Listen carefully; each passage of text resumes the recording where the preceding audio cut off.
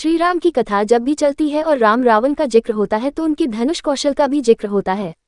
कहा जाता है कि राम के पास जो धनुष था वो चमत्कारिक धनुष था। क्या आपको इसका नाम मालूम है और ये पता है कि ये किस तरह से बना था? राम और उनके 3 भाइयों को धनुष बाण के साथ अन्य शस्त्रों को चलाने की शिक्षा गुरु वशिष्ठ ने दी थी।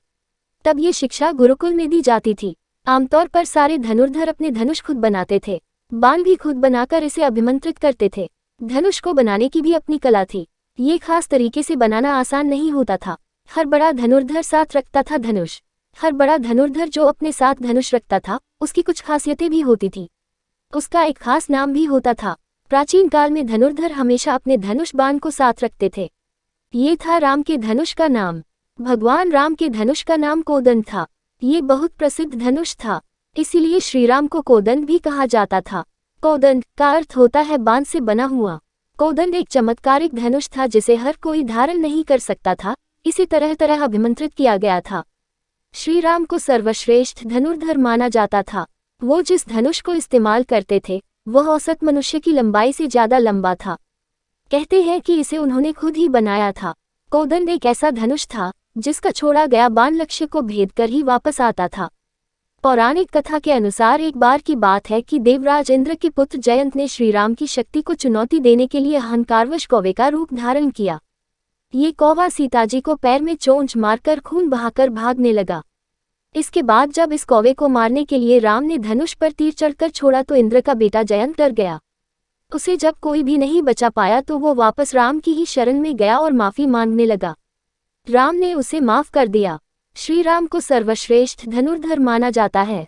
हालांकि उन्होंने अपने धनुष और बाण का उपयोग बहुत मुश्किल वक्त में ही किया। अपने समय के सर्वश्रेष्ठ धनुर्धर थे। भगवान राम ने इसी धनुष की मदद से लंका जाने के लिए समुद्र पर तीर छोड़े और उसके पानी को सुखा दिया था। इसी धनुष बाण से उन्होंने वनवास में रहते हुए कई राक्षसों का भी वध किया।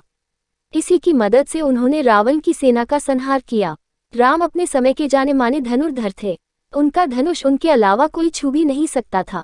वैज्ञानिक तौर पर देखें तो धनुष मनुष्य का ऐसा पहला आविष्कार है जो ऊर्जा को संचित करके उससे काम लेता था।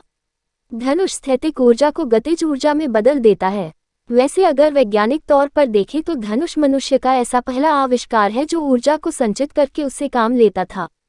ये बाण की स्थितिक ऊर्जा को गतिज ऊर्जा में बदलकर जबरदस्त गति देता था। इससे पास लेकर दूर तक मार की जाती थी। अब भी बहुत से देशों में आधुनिक तीर धनुष का हथियार के तौर पर इस्तेमाल किया जाता है।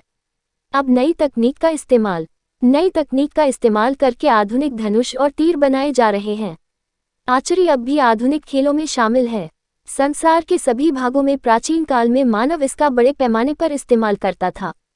हजारों साल पहले धनुष का आविष्कार हजारों साल पहले हो चुका था।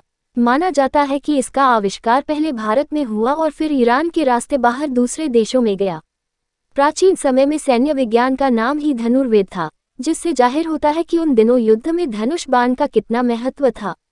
ये माना जाता है कि अच्छा धनुर्धर 200 से 250 गज तक अपने धनुष से बाण चला सकता था। प्राचीन भारत में धनु विद्या पर बहुत काम हुआ था।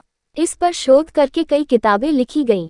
चाणक्य समेत कई विद्वानों ने अपनी किताबों और ग्रंथों में विस्तार से धनुष के प्रकारों और इसके बनने की प्रक्रिया और इससे संबंधित बातों को लिखा है। किससे बनते थे तब धनुष? आमतौर पर धनुष लोहे, सींग या लकड़ी का बना होता है।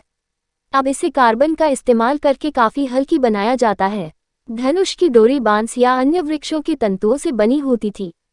लकड़ी के धनुष का दंड 6 फुट रखा जाता था। छोटे आकार का धनुष करीब 4.5 फुट का होता था। मूठ पर मोटे पदार्थ लपेटे जाते थे जिससे मजबूत और स्थिर रहे, पकड़ने में भी सहूलियत हो। धनुष का दंड बनाने में भैंस, गैंडा या शरभ के सींग तथा चंदन, साल, बेत, ककुभ या धवल की लकड़ी प्रयुक्त होती थी। इसमें लचीलेपन के कारण बांस को बेहतरीन समझा जाता था। प्राचीन भारत में धनुष और बाण का पूरा एक विज्ञान था। इसके प्रकारों के बारे में चाणक्य से लेकर कई ग्रंथों में लिखा गया है। कोदंडमंडन नामक ग्रंथ में डोरी के भारी या हल्की होने के अनुसार 18 प्रकार के धनुषों का उल्लेख है। उनके विभिन्न भार और मापें भी दी गई हैं।